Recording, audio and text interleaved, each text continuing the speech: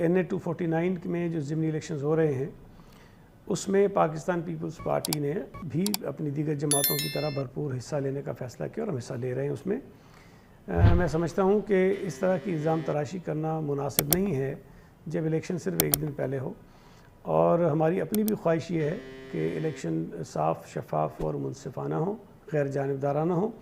کسی بھی پارٹی کی جانب سے کوئی ایسا اقدام نہیں ہونا چاہیے جو الیکشن کے پرامن ماحول میں خلل پیدا کرے۔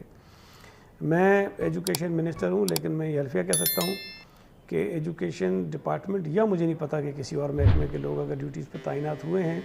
تو اس میں کسی بھی قسم کا کوئی میرا عمل دخل ہے، یا میں نے کسی سے بات کی ہو، یا میں نے کسی کو کوئی نام دیا ہو،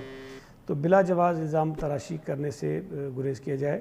جو کچھ بھی تعیناتیاں ہوئی ہیں الیکشن کمیشن نے کی ہوں گی، ان کا کیا طریقہ کار تھا، کس طرح انہوں نے نام چوز کیے،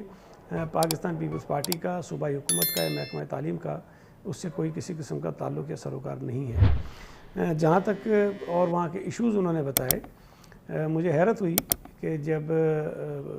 شاہد خاقان عباسی صاحب جو سابق وزیر اعظم پاکستان ہیں اور اس کینڈیڈیٹ کے لیے جو سابق وزیر خزانہ ہیں پاکستان کے، وہ یہ کہہ رہے ہیں کہ جی اس علاقے میں پانی نہیں اور ہم اس مسئلے کو حل کریں گے۔ میرا سوال یہ ہے کہ جب آپ وزیر اعظم پاکستان تھے، جب آپ کے امیدوار وزیر خزانہ تھے پاکستان کے، اس وقت آپ یہ مسئلہ حل نہیں کر سکے۔ آج جب آپ نہ وزیر اعظم ہیں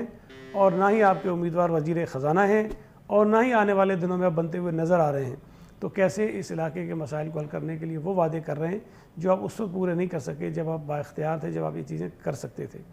پاکستان پیپلز پارٹی نے ابھی کچھ برس پہلے بلدیہ ٹاؤن میں پانی کی ایک بہت بڑی لائن دی ہے، تقریباً میرا خیال ہے کہ کوئی 400 ملین سے زیادہ کی اس کے اوپر لاگت تھی، ہم نے کام کیا۔